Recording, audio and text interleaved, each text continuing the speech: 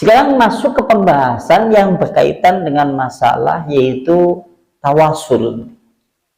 Panjenengan mungkin sering mendengar kalimat tawasul, wasilah, tabaruk. Malah kadang-kadang mau jenengan wong wedon, sapa yu sampean jenengane yu? Oh, jenenganku Bu Wasilah. Ana yang Bu Wasilah? Oh, ana. Ya.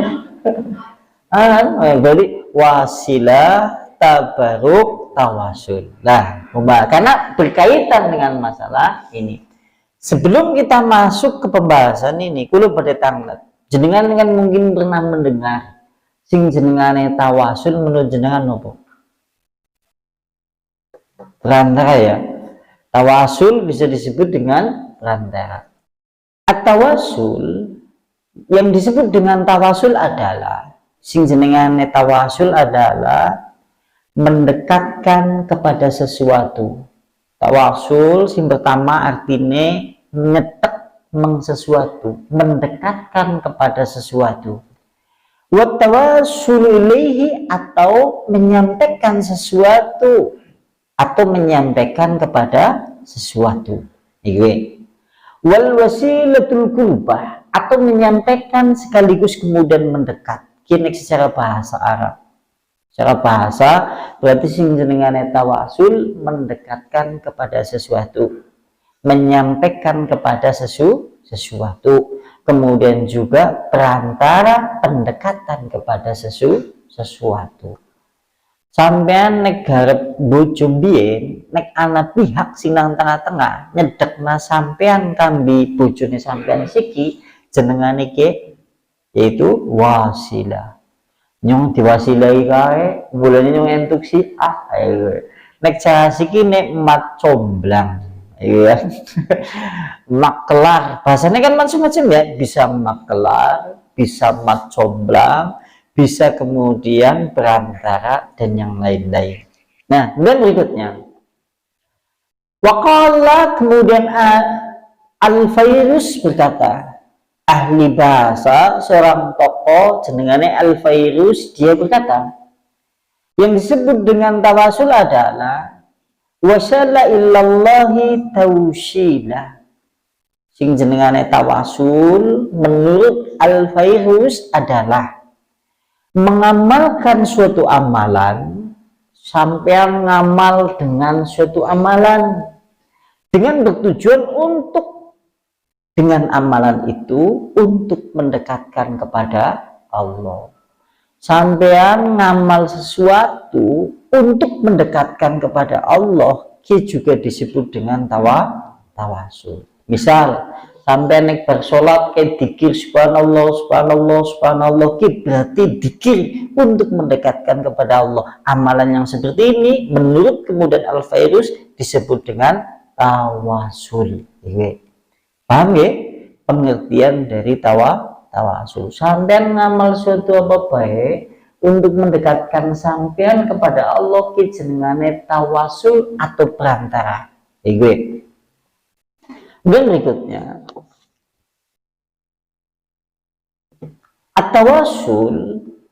tawasul itu dibagi dua. Tawasul dibagi loro.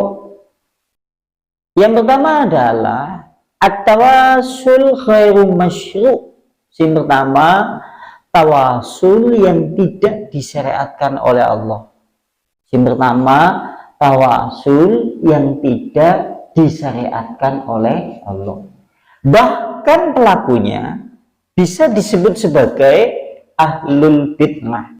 Bahkan pelakunya bisa disebut ahlul bid'ah.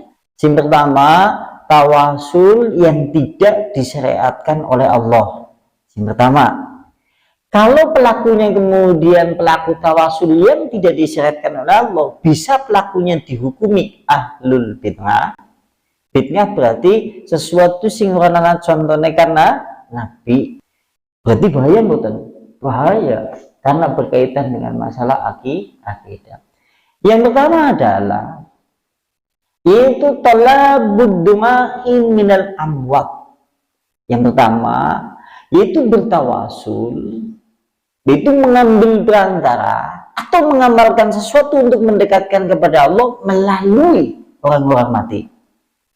Sampean melalui orang mati tunggu media amalan sampean ngedep ambi Allah jenengane tawasul yang tidak disyariatkan oleh Allah.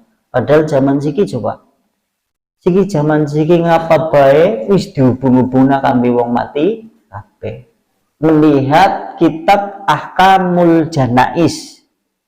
Ahkamul Janais, penulisnya adalah Muhammad Nasiruddin. Dia dua kitab jenengane Ahkamul Janais.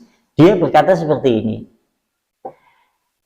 Inna qaulan nas al-yawma. Sesungguhnya perkataan manusia pada hari ini fi ba'dil bilad di sebagian negeri-negeri kaum muslimin.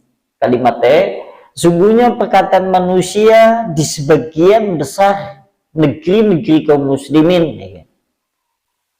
Al-Fatihah itu dia mengirimkan surat Al-Fatihah. Ala ruhi fulan atas ruh si fulan.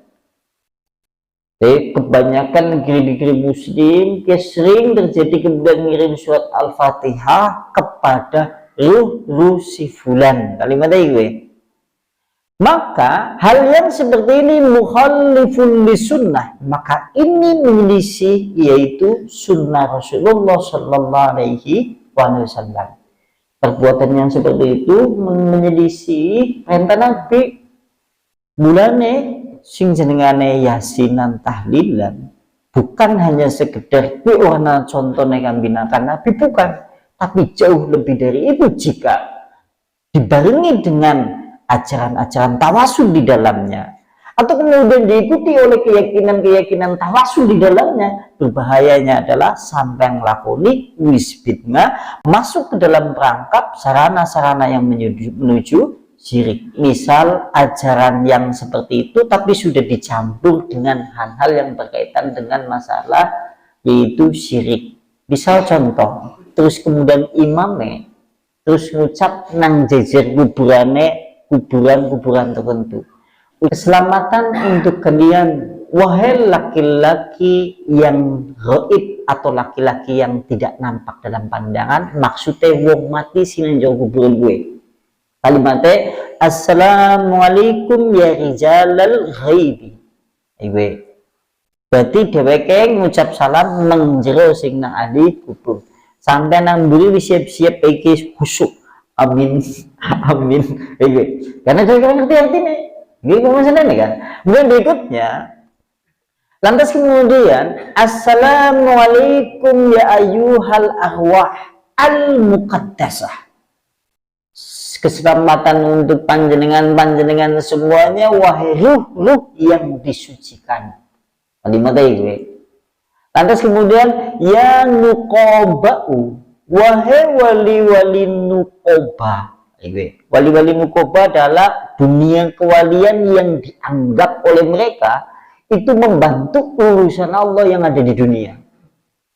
Berarti sing diundang udah Allah mening, tapi wong-wong sing dianggap wali sing tingkatannya wali nuqoba. Wali nuqoba adalah wali yang ikut membantu dalam urusan alam semesta menurut keyakinan mereka. Diundang ya nuqoba'u undangnya doa Allah mening sampai namburi amin mening diundang mening ya nujuba'u juga tingkatan wali jenengane wali nujuba. Kemudian ya ruqoba'u ya ruqobab juga jeneng tingkatan wali. Wabil autad wali autadil ardi juga tingkatan wali. Jadi yang dunia kewalian keyakinan mereka wali itu dibagi-bagi. Ana wali nujuba, ana wali nukoba. Kapan-kapan kita berinci masalah ini. Nukoba, ana nujuba, ana wali autad. Sing paling populer adalah wali kutub. Wahai wali kutub. Wali kutub ke di antaranya yang dianggap wali kutub adalah Syekh Abdul Qadir Jailani. Ya umamuna, wahai wali kutub pemimpinku, aghithuni, tolonglah aku, tolonglah aku. Bilang dengan gue, janjane kalimatnya ngene jadi tulung kudu mengalami nih. Anggapan mereka kenapa bisa seperti itu? Karena menurut versi mereka, nek jaluk mengalami langsung, derek terlalu kotor. Sehingga derek harus melalui wong sing suci. Di antaranya wali-wali sing dianggap wali kutub, karena kita adalah amalannya sepirat ora, kemudian sifat-sifatnya jelek, dosa-dosanya banyak, sehingga nek jaluk mengallah orang luas, mulai kudu melalui wali. Bahkan dalam kitab mereka, ana seorang murid dia langsung dengan mengallah domai.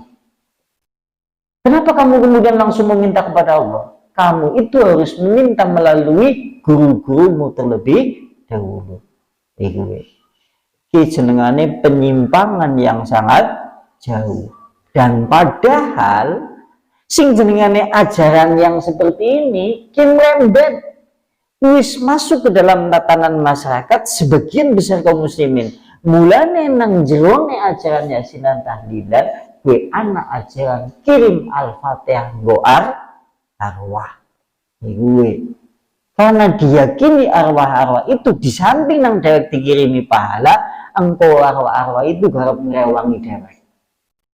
Gue bermasalahannya dewek esi petah kambi yasinan cokane telet diomongi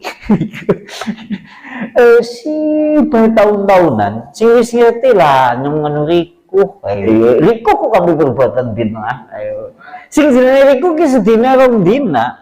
Coba sampean nginep nang omahe dulure sampean, misal nginep sedina rong dina suwe-suwe riku, apa yang gana nang riku gak 3 tahun sing jenenge riku sampean nginep nang omahe dulure pol paling seminggu sebulan 2 bulan keko ana wong riku ana sing 3 tahun 4 tahun 5 tahun wis bola balik diomongi kandel seolah-olah si boy kisi ngomong jadinya karena eman yang disampaikan emannya nang apa mbok sampean kemudian ngamal sesuatu nang sampean dianggap ibadah jebulannya perbuatan bid'ah sing bahaya nih bening mbok ngasih kemudian hal itu disambung dengan hal-hal sing kaitannya mengambil peran antara dirinya dengan Allah kindadekna sarana-sarana menuju syirik, kemudian akhirnya masuk ke dalam kategori pembatal keislaman.